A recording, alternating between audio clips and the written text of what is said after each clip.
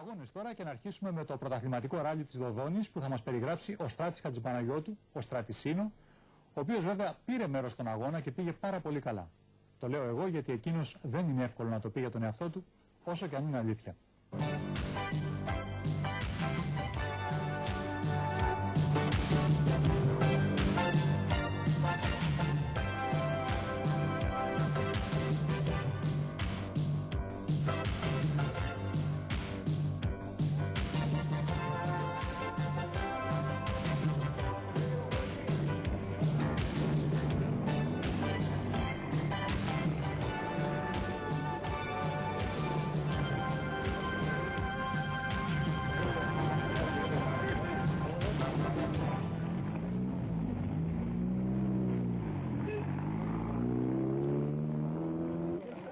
Άνοιξε η αυλαία και για το πανίνο πρωτάθλημα ράλι.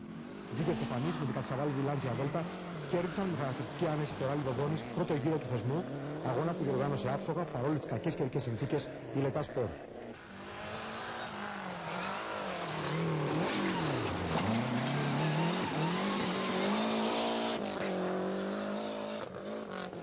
Οι νικητές δεν απειλήθηκαν από κανέναν και για να είμαστε ακριβείς και αντικειμενικοί, διέλυσαν τον συναγωνισμό παρόλη την παρουσία των Ιαβέρι Ελέμ και Αποστόλου Σάκη Μπέλα που μοιράστηκαν δύο ίδιες οκταβάλιες Λάντσια Δέλτα Ιντεγκράλ.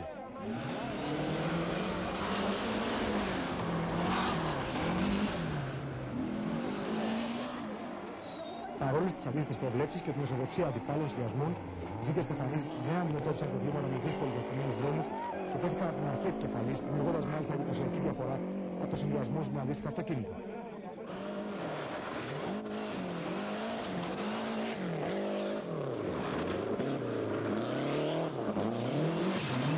Οι νικητές κέρδισαν τις 9 από τις 10 ειδικές διαδρομές, χαρίζοντας την τελευταία ειδική διαδρομή στον Ιαβέρι που είχε το δικό του αγώνα με τον Αποστόλη.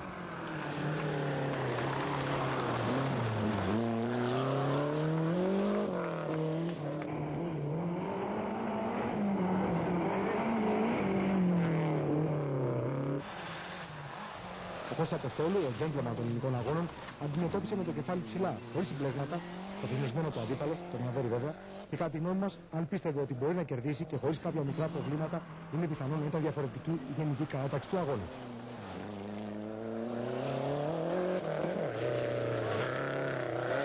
Χωρίς ουσιαστικά αντίπαλο, χωρίς αυτό να σημαίνει ότι προτιμούμε πολλές αξιόλογες μετοχές που εμπλέκονται όμως διαφορετικά στο αντικείμενο, τη Στρατισίνο, τον Ιαπαυλή με τον Sunny GTIR της εταιρείας στο Χαράκι κέρδισαν την κατηγορία τους, τερματίζοντας όμως μόλις την τέταρτη θέση της Ιωνικής, χάρη στο εκπληκτικό τους αυτοκίνητο και στην κορυφαία ομάδα που συντηρεί.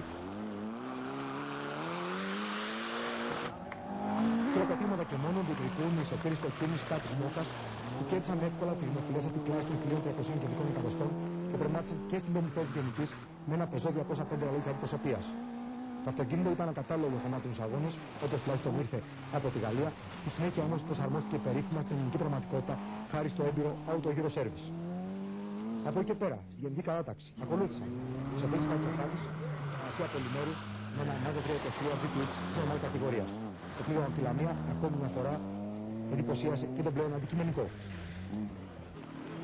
Η 9η θέση της Γενικής, η Νερτένη Φερτάκης, με Λάντσια Δέλτα Ιντεγκράλε, ταλαιπωρήθηκαν στη λάσπη, άφησαν όμως υποσχέσεις για το μέλλον. Υποσχέσεις για το μέλλον άφησαν και οι Maverick, η Ιωάννα Τακανίκου, που μοιράζονται ένα Mazda 323 GTX από τον Golf σε ένα τελείως διαφορετικό αυτοκίνητο στο Mazda με την κίνηση 4x4. Η προσαρμογή δεν ήταν άμεση, όμως και αυτοί θα δείξουν τον καλό τους εαυτό στους επόμενους αγώνες.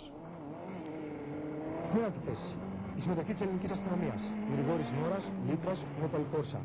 Κέρδισαν την κλάση τους και έθεσαν τις εντυπώσεις. Ό,τι καλύτερο. Και η δεκάδα συμπλήρωσαν η Νίκος Τσάδαρης, Ηλίας Καρφάογλου, οι συνάδελφοι δημοσιογράφοι που οδήγησαν το Peugeot 309 GTI, το ημίθυνα πλοίο του. Το αυτοκίνητο ήταν δηλωμένο στην κατηγορία Α, όμως όλοι ξέρουμε ότι ουσιαστικά είναι ένα εντελώς normal Peugeot 309.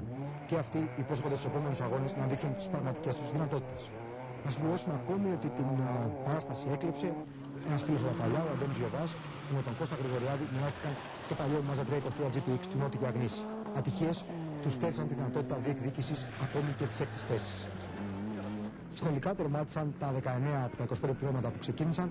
Όλοι αυτοί ελπίζουμε ακόμη περισσότεροι τη στιγμή που γράφεται η εκπομπή. Οι συμμετοχές έχουν φτάσει στις 50. Όλοι αυτοί λοιπόν θα βρεθούν στο Ράλι Ολύμπιο το επόμενο Σάββατο στην Ιταία. σε έναν αγώνα όπου η Έλπα σε ρόλο οικοδεσπότη υπόσχεται να φιλοξενήσει αγωνιζόμενους και θεατές με το δικό της μοναδικό τρόπο. Καλή διασκέδαση λοιπόν.